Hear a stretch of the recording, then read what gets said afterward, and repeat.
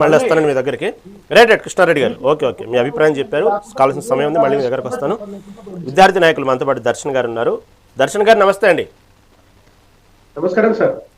దర్శన్ గారు, గతంలో కూడా ఇదిలాంటి పేపర్ లీక్ మీద చట్టాలు ఉన్నాయి, దానికి సంబంధించిన శిక్షలు ఉన్నాయి, దానికి ఇదే విధంగా ఇప్పుడు తీసుకొచ్చిన రాగానే గతంలో ఉన్నాయి. అయినప్పటికీ కూడా పేపర్ లీక్ అవుతూ ఉన్నాయి. ఎక్కడ కూడా దానికి సంబంధించిన విషయంలో ఇదే కాదు, అనేక పేపర్ లీక్ అయిన సంఘటనలు చూసాం. అనేక సార్లు ఇదే పేపర్ లీక్ మీద అనేక చట్టాలు ఉన్నాయి. ఇప్పుడు కొత్తగా తీసుకొచ్చిన చట్టం కాకపోతే కొంత ఏదో చెప్తారు కదా, రెమ్యూనరేషన్ పెంచామో, బాగా యాక్టింగ్ చేశారంట. అలా పెంచిన రెమ్యూనరేషన్ లాగానే ఇలా కొంచెం కొద్ది గొప్ప మార్పులు గతంతో పోలిస్తే కొద్ది గొప్ప మార్పులు ఉన్నట్టున్నాయి.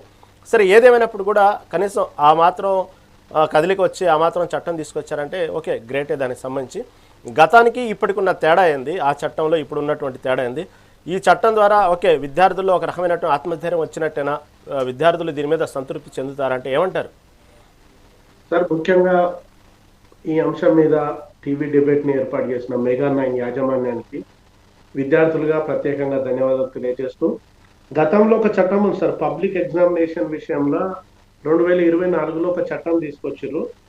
అందులో ఎవరైనా తప్పు చేస్తే 10 సంవత్సరాల జైలు శిక్ష, ₹1,00,00,000 వరకు వాళ్ళ మీద జరిమానా వేసేటట్లు ఒక చట్టం తీసుకొచ్చారు.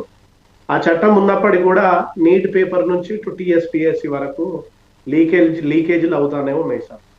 ఇక్కడ పాయింట్ ఏంటంటే సార్, చట్టాలు ఎన్ని వచ్చినప్పటికీ కూడా ప్రజల్లో మార్పు రావాలి, ప్రభుత్వంలో మార్పు రావాలి, విద్యార్థుల్లో మార్పు రావాలి. ప్రభుత్వం చేయాల్సింది ఏంటంటే సార్, చిత్తశుద్ధితోటి, అంకిత భావంతో నిజాయితీగా పనిచేయాల్సిన ఆవశ్యకత ఉంది. ఎట్లా అని మీరు మమ్మల్ని ఒకవేళ అడిగితే, ఒక విద్యార్థి పరీక్షల్లో తక్కువ మార్కులు వస్తే ఆ విద్యార్థిని ఫెయిల్ చేస్తారు.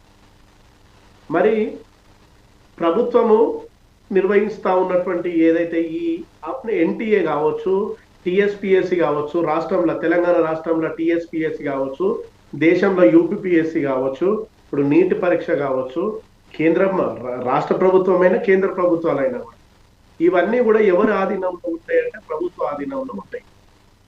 కానీ ఈ ప్రభుత్వ ఆధీనంలో ఉన్నటువంటి సందర్భంలో ఇక్కడ ముఖ్యంగా ప్రజలకు, విద్యార్థులకు, యువతకు భరోసాగా కల్పించాల్సినటువంటి బాధ్యత ప్రభుత్వాలకు.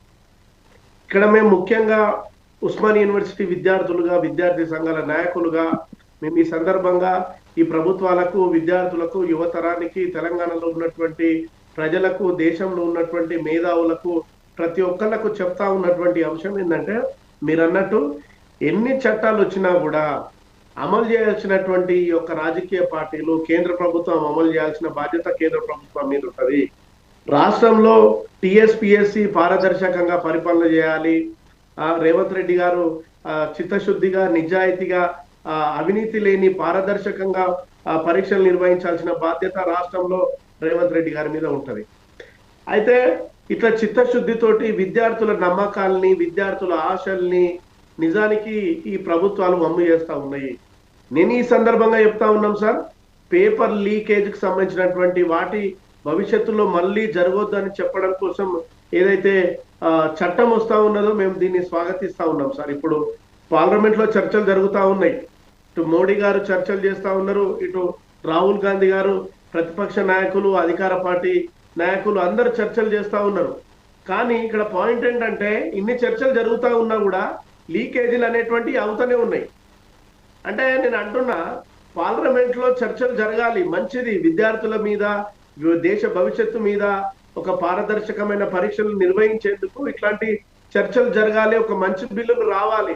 కానీ అమలు జరగట్లేవే, ఎక్కడ కూడా విద్యార్థులకు అమలు జరగట్లేదే. నేను ఈ సందర్భంగా చెప్తున్నా, ఇప్పుడు ముఖ్యంగా నేషనల్ టెస్టింగ్ ఏజెన్సీ ప్రభుత్వం బాధ్యత, ఎన్టీఏ ఎవరి చేతిలో ఉంటుంది?